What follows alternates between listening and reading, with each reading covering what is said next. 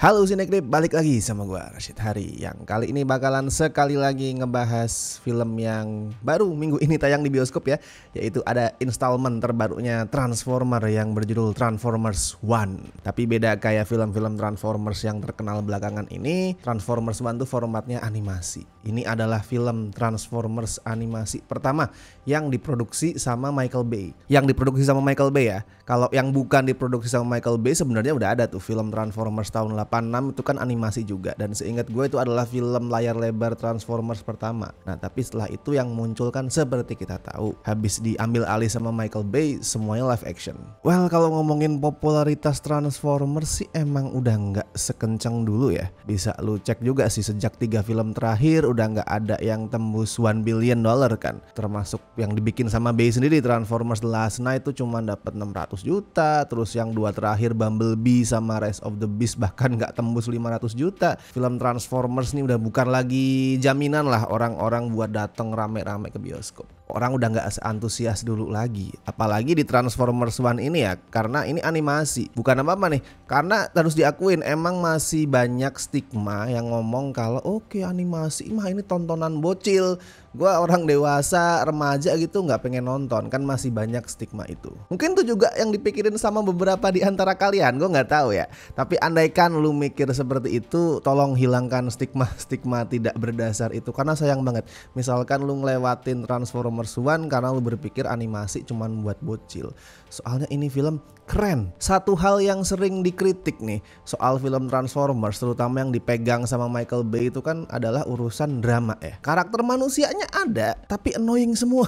Nggak ada yang bisa bikin penonton itu terikat sama mereka atau ngedukung mereka tuh nggak ada. Apalagi era-era filmnya Bay ya, kayak Megan Fox gitu, Shia LaBeouf itu kan karakter manusianya aduh dangkal banget. 2 film terakhirnya coba memperbaiki itu sih, Bumblebee sama Rise of the Beast tuh kan berusaha bikin karakter manusianya lebih memorable. Dan gue akuin kalau dibanding film-filmnya Michael Bay, urusan drama humanisnya tuh lebih kuat. Nah cuman Transformers One nih semacam menawarkan alternatif lain yang buat gue ini alternatif yang lebih pas buat film-film Transformers. Dia itu nggak pakai karakter manusia satupun, dan anehnya ini film malah kerasa jauh lebih humanis daripada film-filmnya Michael Bay yang banyak banget karakter manusianya dan annoying semua itu. Mungkin itu juga sih alasan dibalik penunjukan si Josh Cooley sebagai sutradara, karena dia itu sebelum ini film terakhirnya kan adalah Toy Story 4, dan itu adalah film yang bisa bikin karakter non manusia itu kerasa kayak manusia, bikin penonton itu jatuh cinta sama mereka. Di Transformers One ini sama juga, nggak ada manusianya tapi kerasa humanis. Di sini nggak ada karakter manusia soalnya settingnya emang pindah, bukan lagi di bumi tapi ke Cybertron, planetnya para Transformers. Dan setting waktunya juga mundur, jauh sebelum adanya pertempuran antara Autobots dan Decepticon. Di sini Optimus Prime masih belum dipanggil Optimus Prime, masih pakai nama asli dia yaitu Orion Pax, sedangkan Megatron masih dipanggil sebagai D16. Dan mereka berdua belum bermusuhan, malah sebaliknya mereka berdua ini bersahabat sebagai robot yang sama-sama nggak bisa transform. Jadi mereka ini nggak bisa berubah, makanya dianggap sebagai robot kelas bawah yang kerjaannya itu cuman ditambang, diperbudak buat menambang energi untuk planet itu.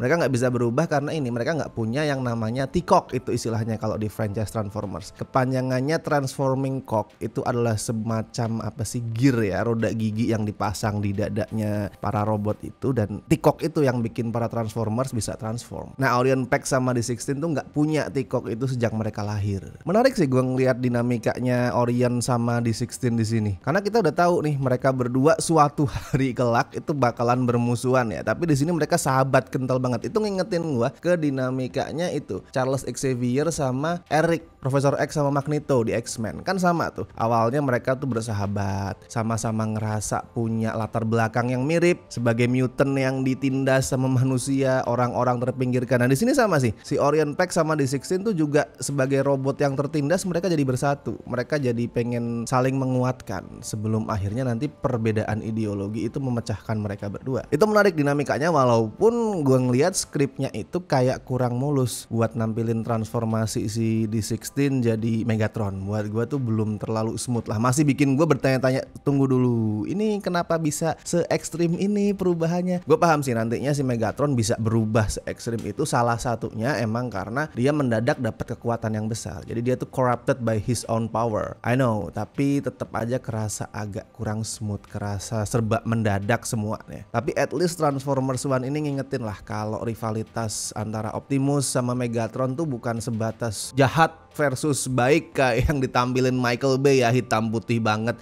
Ada robot baik yang heroik, ada robot jahat yang pengen menghancurkan, menguasai dunia. At least nggak sehitam putih itu. Nah, dan dari hubungan mereka berdua ini, elemen humanis yang tadi gue mention itu muncul karena mereka ini prosesnya manusiawi banget. Dua robot yang tertindas, yang dianggap itu sebelah mata, yang dipandang dari kasta bawah, terus akhirnya memberontak, rebel, ngelawan penguasa yang otoriter, yang semena-mena, yang mempertahankan kekuasaannya tuh mau ngelakuin segala cara, termasuk ngebunuh rakyatnya, nutupin fakta, menyembunyikan kebenaran. Ya kan, itu sesuatu yang sangat humanis. Itu adalah konflik yang sering terjadi di dunia nyata, termasuk negara kita. Nah, itu yang bikin filmnya kerasa lebih humanis. Bedanya kalau Optimus alias Orion Pax itu ngelakuin perlawanan tuh dengan optimisme, dengan penuh harapan, sedangkan si Megatron atau si D16 ini lebih dikuasai amarah yang lebih meledak-ledak, yang pokoknya gue bunuh ya gitu, lebih radikal gampangnya. Dan perjuangan mereka di sini juga dibantu sama dua robot lain, yaitu ada yang namanya Elita dan satu lagi itu B127 alias yang nanti bakal kita kenal sebagai Bumblebee atau yang menjuluki dirinya sendiri sebagai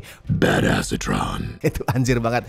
Itu kalau lu nonton lu akan paham arti Badassatron itu. Tapi itu salah satu jokes paling lucu yang ada di film ini. Ya ini emang filmnya lucu. Walaupun gini, dunianya tuh sebenarnya kelam banget ya. Semakin ceritanya itu ke reveal, lu bakal nyadar kalau dunia Transformers One sebenarnya kelam banget. Banyak kekuasaan yang disalahgunakan, banyak kematian yang brutal, sebenarnya gelap. Tapi somehow pada saat di-combine sama humor-humor kayak tadi, itu nggak kerasa inkonsisten, nggak kerasa jeglek gitu. Masalah kayak gitu kan sering terjadi ya di banyak film, ada inkonsistensi tone. Kadang filmnya kok kerasa dark tapi kok kemudian ngelawak. Nah, itu kan agak terganggu biasanya pengalaman menontonnya. Tapi di sini tuh nggak terjadi. Soalnya skripnya tahu banget, oke, kapan gue mesti masukin hal yang kelam, kapan gue mesti ngelucu. Itu jadi nggak tabrakan. Jadi dia tahu, wah ini gue kasihin yang dark dulu, tapi begitu penonton udah recover dari pemandangan kelam yang mereka lihat, baru gue kasih humor. Dan sebaliknya, penonton ketawanya udah habis, selang beberapa waktu baru gue masukin yang dark. Jadinya balance. Nah, terus soal animasinya nih, gue suka sih visualnya. Visualnya itu ya simpelnya adalah cantik,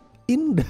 Apalagi di setting itu ya, surface, ada area tuh di luar area utama Cybertron yang namanya tuh area permukaan. Nah, itu kelihatan cakep banget. Dan bukan cuma cakep sebenarnya. Pada saat visual itu dipakai buat ngebungkus adegan action, hasilnya juga keren banget. Nah, ini yang menarik loh. Si Josh Cooley ini, si sutradaranya itu kerasa banget berusaha mempraktekkan ilmu-ilmunya Michael Bay pada saat ngegarap action. Dia tetap pakai gaya-gaya Bayhem pada saat bikin action. Dan itu nggak masalah karena emang harus lo akuin, Michael Bay pada saat ngedirect action itu keren banget, epic.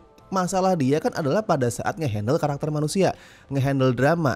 Nah, Transformers One ini didirect sama Josh Cooley itu bisa nemuin balance yang pas. Ya karena actionnya Michael Bay itu keren, ya nggak masalah misalkan lu menyerap ilmu dari sana. Bukan berarti lu langsung menampik mentah-mentah filmnya Michael Bay, enggak. Emang actionnya bagus. Buang hal-hal yang jelek, tirulah hal-hal yang bagus, kurang lebih kayak gitu. Pilihan shotnya itu kelihatan megah, sesuatu yang ya mungkin masih jarang dipakai di banyak film animasi lah. Film animasi sama live action kan kadang-kadang treatmentnya emang beda ya, pilihan shotnya tuh juga pasti beda. Nah, di sini pilihan shotnya agak ngingetin ke film-film live actionnya Michael Bay. Megah banget landscape-nya. Terus pada saat lagi berantem tuh kameranya, karena nggak ada kamera ya, kameranya tuh dinamis banget, gerakannya, muter-muternya, jadinya epic. Apalagi klimaksnya seru banget. Simpelnya gini, Transformers One itu adalah what if film Transformers-nya Michael Bay punya storytelling yang lebih bagus. Nah, jadinya paket lengkap. Dan gue juga suka sama hal ini sih, gimana Transformers One itu memandang aktivitas transforming. Kalau di film-film sebelumnya kan ya udah, lu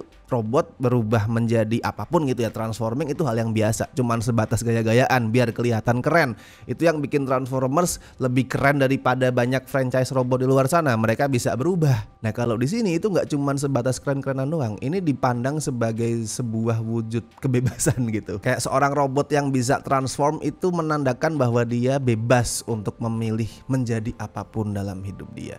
Dia bebas untuk berubah menjadi A, berubah menjadi B tanpa harus terbatasi ini itu. Nah, itu kan juga cerita yang humanis banget. Sama kayak cerita-cerita soal manusia yang lu itu bebas menjadi apapun yang lu mau. Nah, di sini transforming itu dipakai untuk menceritakan hal tersebut. Oke, kalau rating buat Transformers One karena ini keren banget bisa gue kasih 8 dari 10. So misalkan lu masih ragu buat nonton mungkin karena lu trauma sama film-film Transformersnya Michael Bay, atau lu masih ngerasa kayak tadi ya stigma bahwa film animasi itu hanya untuk anak-anak, lupain semua itu, tonton. Dan buat yang udah nonton bisa silakan tulisin review lu di kolom komentar. Apakah lu setuju kalau ini salah satu film Transformers paling bagus, atau sebaliknya ini biasa aja gitu? Silakan tuliskan review kalian. Dan seperti biasa gue ingetin jangan lupa like video ini, subscribe Cinecrip, dan buat teman-teman yang pengen ngebantu kami dengan kasih donasi seikhlasnya, as always ada berbagai cara, ada super thanks, Saweria, dan lu juga bisa join membership sesuai dengan tier yang sudah tersedia. Dan thank you so much buat teman-teman yang masih join sampai saat ini, terutama beliau-beliau ini ya dari tier Basic dan La Familia. Thank you so much, kalian sangat berjasa untuk Cinecrip. Tier sobat juga sama, thank you buat semuanya.